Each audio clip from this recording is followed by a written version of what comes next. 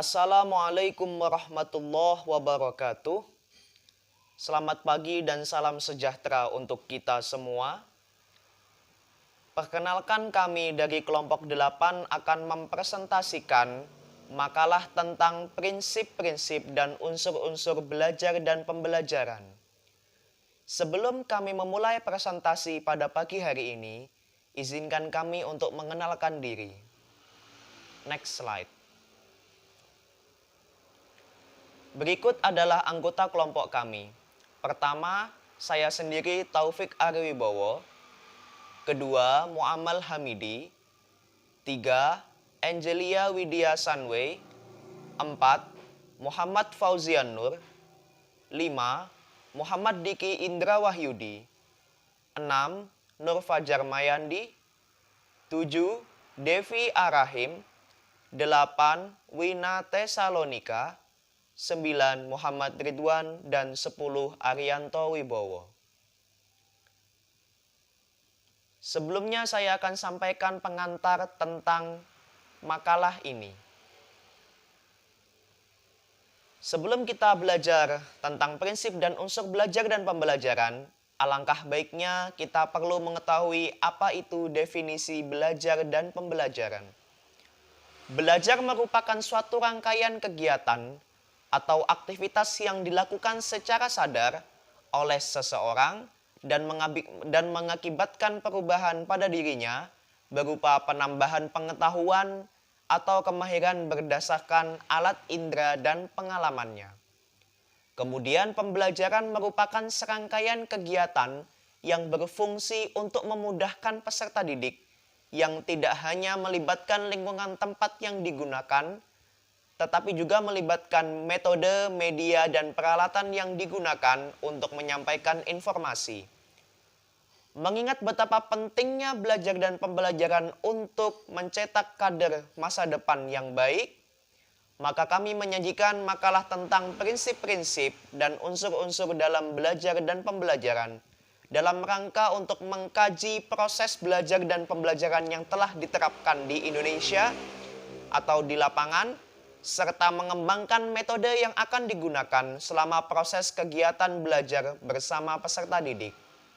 Selanjutnya saya serahkan kepada pemateri pertama untuk menjelaskan materinya. Sebelumnya perkenalkan, nama saya Muamal Hamidi dari kelompok 8. Saya sebagai pemateri pertama akan membawakan materi tentang pengertian masalah belajar. Nah, kami di sini itu membagi pengertian masalah belajar ini menjadi dua bagian. Yang pertama yaitu secara umum, dan yang kedua adalah menurut para ahli. Langsung saja kita mulai ke yang secara umum. Yang pertama yaitu masalah. Masalah merupakan kondisi atau situasi yang dapat menghambat individu atau organisasi untuk mencapai tujuan yang telah diharapkan. Terus ada belajar. Belajar dapat didefinisikan sebagai suatu proses yang dilakukan individu untuk memperoleh suatu perubahan, tingkah laku yang baru secara keseluruhan dan relatif permanen. Oke, selanjutnya yang apabila kedua kata tersebut tadi disatukan, maka dapat didefinisikan sebagai masalah belajar adalah suatu kondisi tertentu yang dialami oleh murid dan menghambat kelancaran proses yang dilakukan individu untuk memperoleh suatu perubahan tingkah laku yang baru secara keseluruhan dan relatif permanen. Kondisi tertentu itu dapat berkenaan dengan keadaan dirinya berupa kelemahan-kelemahan dan dapat juga berkenaan dengan lingkungan yang tidak menguntungkan. Masalah-masalah belajar ini tidak hanya dialami oleh murid-murid yang lambat saja dalam belajarnya, tetapi juga dapat menimpa murid-murid yang pandai atau cerdas. Oke, selanjutnya menurut para ahli akan disampaikan oleh anggota kami, Devi Arahim. Baik, perkenalkan nama saya Devi Arahim. Saya sebagai pemateri kedua di sini saya akan menjelaskan masalah belajar menurut para ahli. Yang pertama yaitu konsep dari Lyon pada tahun 1996. Jadi beliau ini memfokuskan pada kesenjangan antara prestasi akademik dan kapasitas kemampuan belajar anak. Contohnya, pada anak dengan kesulitan membaca juga akan mengalami gangguan pemusatan perhatian pada tingkat tertentu. Yang kedua yaitu menurut Samuel Crick pada tahun 2012, beliau mengelompokkan masalah belajar seperti minimally brain injured, slow learner, dyslexic, dan perceptually disabled. Kemudian yang ketiga itu dari Individuals with Disabilities Education Act atau IDEA pada tahun 1997 mendefinisikan specific learning disability sebagai gangguan pada satu atau lebih proses dasar psikologikal termasuk pemahaman atau penggunaan bahasa, berbicara, atau menulis, gangguan yang termanifestasi pada kemampuan yang tidak sempurna untuk mendengar, berpikir, berbicara, membaca, menulis, mengeja, atau melakukan kalkulasi matematika. Dan yang terakhir, menurut The National Joint Committee for Learning Disabilities atau NGCLD, mendefinisikan pengertian kesulitan belajar sebagai istilah umum terkait dengan sekelompok variasi atau berbagai gangguan. Next. Kemudian di sini ada jenis-jenis masalah belajar dengan pandangan yang lebih luas. Yang pertama yaitu learning disorder, di mana keadaan atau proses belajar seseorang terganggu karena timbulnya respon yang bertentangan. Yang kedua yaitu learning dysfunction. Di sini artinya merupakan gejala di mana proses belajar yang dilakukan siswa tidak berfungsi dengan baik, meskipun sebenarnya siswa tidak menunjukkan adanya subnormalitas mental, gangguan alat indera, atau gangguan psikologis lainnya. Yang ketiga yaitu slow learner. Di sini artinya siswa tersebut lambat belajar. Kemudian yang terakhir yaitu learning disabilities atau ketidakmampuan belajar mengacu pada belajar atau menghindari belajar sehingga hasil belajar di bawah potensi intelektualnya. Sekian materi dari saya. Ya, perkenalkan, nama saya Angelio Desanwai dari kelompok 8 dan di sini saya sebagai pemateri ketiga. Di sini saya akan menjelaskan tentang jenis-jenis masalah dalam pembelajaran. Nah, setelah kita mengetahui dan memahami definisi dari masalah pembelajaran itu sendiri, sebagai calon tenaga pendidik, kita juga harus mengetahui penyebab masalah dalam proses kegiatan pembelajaran. Dan secara umum, dibagi menjadi 2 faktor masalah, yaitu faktor internal dan juga faktor eksternal. Dan sebagaimana yang kita tahu bahwa faktor internal itu merupakan faktor yang berasal dari dalam diri individu dan dapat mempengaruhi hasil belajar individu. Faktor internal meliputi faktor fisiologis dan biologis serta faktor psikologis. Next slide. Ya, di faktor internal ini terdapat beberapa poin. Yang pertama adalah gangguan kesehatan. Jadi peserta didik yang sering mengalami gangguan kesehatan itu pastinya juga akan lebih sulit atau kesulitan dalam belajar sehingga sulit dalam menerima dan mencerna materi pelajaran yang diberikan guru. Maksudnya di sini peserta didik yang sering mengalami gangguan kesehatan, misalnya terganggunya penglihatan ataupun terganggunya pendengaran, akan lebih sulit dalam menerima informasi atau materi yang diberikan oleh tenaga pendidiknya dibandingkan dengan teman-temannya yang tidak mengalami hal tersebut. Dan di hal ini juga bersangkut paut dengan poin yang kedua yaitu poin konsentrasi. Di poin konsentrasi ini karena peserta didik tersebut mengalami gangguan kesehatan, peserta didik pastinya juga akan sulit untuk berkonsentrasi atau memusatkan perhatiannya kepada apa yang dia lakukan atau apa yang dihadapi di dalam kelas. Dan juga penyebab lainnya itu karena peserta didik tersebut mungkin kurangnya waktu istirahat atau kurangnya waktu tidur. Di poin yang ketiga, adapun motivasi belajar. Setiap individu pasti memiliki minat dan bakat tersendiri sehingga minat dan bakat tersebut akan mempengaruhi motivasi setiap individu dalam belajar. Dan hal ini dapat dilihat melalui sikap peserta didik dalam mengikuti kegiatan pembelajaran. Misalnya saja dari semangat partisipasi, ketahanan atau ketekunan dalam belajar, kesungguhan dalam menyimak, mengerjakan tugas dan juga dalam kegiatan pembelajaran setiap harinya. Dan faktor eksternal akan disampaikan oleh Wina Tesalonika. Saya Tesalonika Widisaa dari kelompok 8 akan membahas tentang masalah dalam faktor eksternal. Masalah belajar dalam faktor eksternal adalah masalah belajar yang timbul dari luar diri siswa itu sendiri, yang terbagi menjadi 6 kelompok. Yang pertama, lingkungan. Lingkungan adalah tempat di mana peserta didik itu hidup dan berkembang. Lingkungan tempat belajar yang tidak kondusif dan tidak nyaman akan menjadi masalah dalam proses belajar. Yang kedua itu kemampuan ekonomi. Kemampuan ekonomi berpengaruh besar dalam dunia pendidikan. Untuk menghasilkan hasil belajar yang baik, tidak hanya mengandalkan pengajaran guru, tapi perlu fasilitas dan penunjang yang membutuhkan biaya yang tak sedikit. Yang ketiga, kurikulum. Kurikulum merupakan program pendidikan dalam pelajaran. Jika kurikulum membebani siswa dan guru, maka akan adanya masalah dalam sistem pelajaran. Yang keempat, pemerintah. Pemerintah memegang peran penting dalam meningkatkan kualitas pendidikan, dalam menunjang ketersediaan sarana dan prasarana, dan serta pendukung pendidikan yang lain.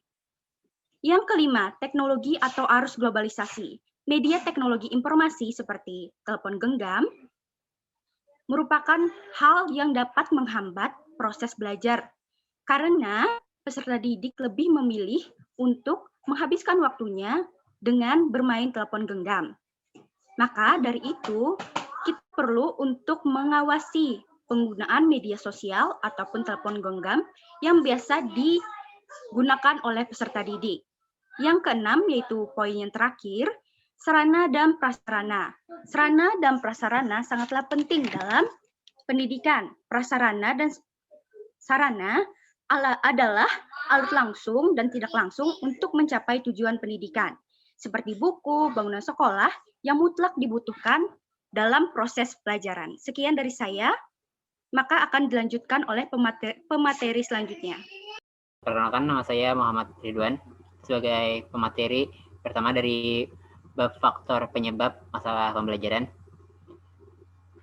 Masalah pembelajaran terbagi menjadi 2 faktor, yaitu faktor internal dan juga faktor eksternal. Next, faktor internal. Faktor internal yaitu faktor yang berasal dari dalam diri individu siswa. Contoh-contoh faktor yang ada dalam contoh-contoh masalah yang ada dalam faktor internal yaitu sebagai berikut. 1. Gangguan secara fisik. Gangguan secara fisik contohnya seperti kurang berfungsinya organ-organ tubuh, alat bicara, gangguan panca indera, cacat tubuh, serta seperti penyakit. Dan kedua, ketidakseimbangan mental. Ketidakseimbangan mental ini seperti keterbelakangan mental dan juga kurangnya taraf kecerdasan atau IQ. Ketiga, kelemahan emosional. Kelemahan emosional ini seperti overly anxious, kurangnya kemampuan beradaptasi, tercekam oleh rasa takut, serta ketidakmatangan emosi. Dan kemudian yang keempat, sikap seorang individu dipengaruhi oleh perasaan mereka terhadap sesuatu. Jadi ketika individu sedang berada dalam kondisi perasaan yang buruk, maka itu juga akan mempengaruhi terhadap hasil belajar mereka. Dan kemudian yang kelima ada motivasi. Motivasi ini berarti faktor pendorong. Dan faktor pendorong ini terbagi menjadi 2, yaitu ada faktor pendorong intrinsik dan juga faktor pendorong ekstrinsik. Motivasi yang intrinsik atau yang berasal dari dalam individu, contohnya seperti rasa ingin tahu terhadap hal-hal baru, sikap positif dan kreatif dalam kegiatan, serta keinginan untuk meraih prestasi, dan sebagainya. Sedangkan motivasi ekstrinsik atau motivasi yang berasal dari luar individu, contohnya seperti ingin memenuhi kewajiban sebagai seorang murid dengan belajar ataupun cuma belajar karena ingin terhindar dari hukuman. Dan bisa juga untuk belajar karena ingin meningkatkan reputasi di mata orang lain. Dan yang keenam yaitu tidak adanya minat. Minat di sini bisa diartikan sebagai gairah atau passion terhadap sesuatu.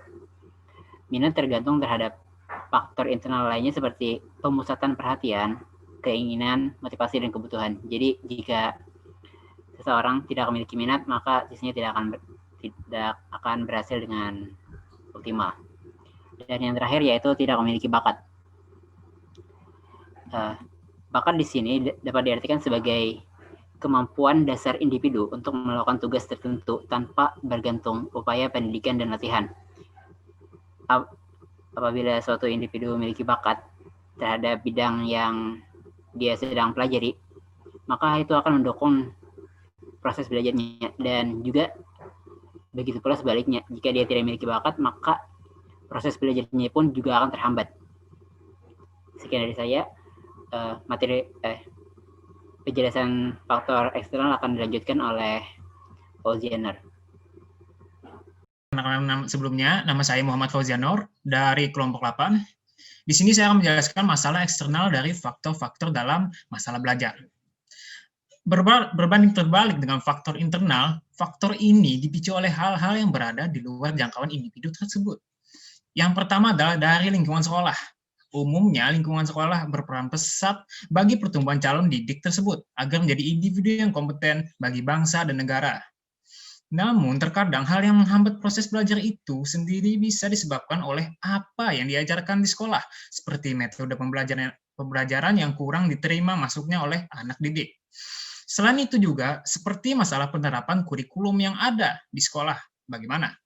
Apakah terlaksana atau tidak? Hubungan timbal balik antar siswa maupun guru, serta sarana dan prasarana yang mendukung di sekolah. Yang kedua adalah lingkungan rumah. Yaitu lingkungan rumah, seperti yang kita ketahui, kalau pendidikan pertama itu berasal dari orang tua kita sendiri. Jadi keluarga berperan penting sebagai awal proses pembentukan sifat anak untuk menjadi sesuatu nantinya. Namun terkadang banyak hal yang harus diperhatikan dalam keluarga yang bisa mempengaruhi cara belajar anak, yaitu bagaimana pola asuh anak didik dan orang tua saat di rumah. Atau hal terkecil seperti apakah keluarga ini memiliki keluarga yang harmonis, dan juga bagaimana perekonomian mereka berjalan. Yang terakhir adalah lingkungan masyarakat. Banyak yang berkata kalau lingkungan ini adalah yang penting karena dapat membuat peserta didik membangun motivasi dan bakat yang tadinya berasal dari rumah dan sekolah agar menuju ke jenjang masyarakat. Hal ini juga berkaitan dengan lingkungan masyarakat secara online atau biasa disebut para netizen. Selain itu, di lingkungan masyarakat pasti akan ada saja yang namanya hambatan belajar. Contohnya seperti lingkungan tempat tinggal siswa yang kumuh, banyak pengangguran, dan banyak teman sebaya di lingkungan yang tidak sekolah dapat menjadi faktor yang menimbulkan kesukaran belajar bagi siswa. Sekian presentasi dari saya. Selanjutnya akan dilanjutkan oleh pemateri berikutnya. Selanjutnya yaitu langkah-langkah pemecahan masalah dalam pembelajaran yang akan dijelaskan oleh saya. Nama saya Muhammad Dikindra Widi. Baiklah, saat murid mengalami berbagai permasalahan dalam pembelajaran, kita perlu memberikan bantuan kepada mereka agar masalah yang dihadapi tidak berlarut-larut nantinya, dan siswa dapat berkembang dengan optimal. Masalah-masalah dalam pembelajaran harus segera dipecahkan, karena hal tersebut bisa menjadi titik kelemahan lembaga pendidikan untuk meningkatkan kualitas dan kuantitas pendidikan di Indonesia. Agar mudah dalam penyelesaian masalah tersebut, tentunya perlu ditinjau faktor-faktor yang mempengaruhi adanya masalah tersebut. Pengelolaan pembelajaran yang baik dengan langkah-langkah yang akurat dapat meningkatkan kualitas pembelajaran bagi murid, sehingga permasalahan tersebut akan dapat segera diatasi. Berikut langkah-langkah yang harus dilakukan sebagai berikut. Baiklah, yang pertama yaitu evaluasi pembelajaran. Bentuk layanan yang diberikan kepada murid-murid yang mengalami masalah-masalah belajar untuk memperbaiki kesalahan-kesalahan belajar murid. Yang kedua yaitu peningkatan motivasi belajar. Langkah ini bisa memberikan semangat belajar murid dalam hal mengeluarkan bakat dan minat murid yang dimiliki secara individu maupun secara kelompok. Yang ketiga yaitu program pengayaan. Bentuk layanan yang diberikan kepada seseorang atau beberapa murid yang cepat dalam belajar. Baiklah, materi selanjutnya akan dijelaskan oleh Arianto Wibowo. Perkenalkan, nama saya Arianto Wibowo.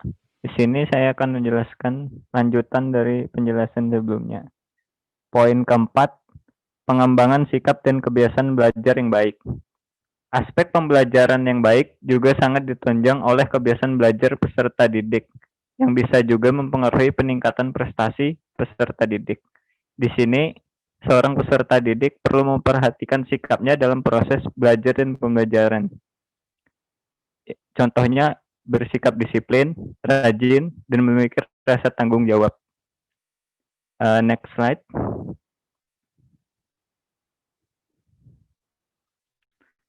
Yang selanjutnya dan poin terakhir, layanan konseling individual. Dalam hubungan tatap muka antara konselor dengan klien peserta didik, pada kegiatan konseling diusahakan adanya penyelesaian masalah-masalah klien yang telah disampaikan pada konselor. Seorang konselor harusnya bisa mengatasi masalah peserta didik dari proses atau sebab terjadinya masalah-masalah pembelajaran.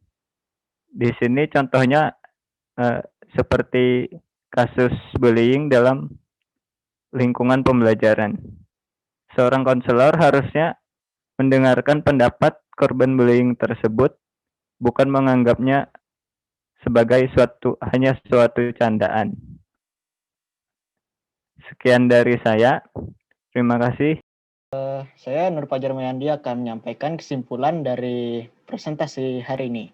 Masalah belajar seperti yang dikatakan tadi didefinisikan sebagai suatu kondisi yang tertentu dialami oleh tiap individu atau murid dalam menghambat kelancaran proses untuk mencapai tujuan para individu tersebut. Masalah belajar tentunya akan sangat bermasalah apabila kita tidak menanganinya. Oleh karena itu, ada baiknya untuk setiap pendidik untuk dapat memahami masalah belajar yang terjadi yang dapat berdampak pada subjek didikannya. Seperti yang dikatakan tadi para pembicara kita tadi, masalah belajar ada terbagi dua faktor, yaitu faktor internal yang merupakan faktor yang datang dari tiap individu yang ada, dan faktor eksternal, yaitu faktor yang dapat muncul karena lingkungan kehidupan sekitar para individu tersebut, seperti adanya lingkup sosial, pemerintahan, zaman teknologi, dan adanya perubahan kurikulum. Agar masalah ini tidak menjadi halangan dan terus menjadi suatu masalah, ada baiknya untuk tiap para pendidik untuk memahami langkah-langkah untuk dapat menyelesaikan masalah tersebut. Pendidik agar baiknya dapat memahami hal-hal ini, yaitu terdapat ada beberapa penyelesaian, yaitu evaluasi pembelajaran yang merupakan layanan yang dapat membantu para murid yang kesusahan dalam belajar.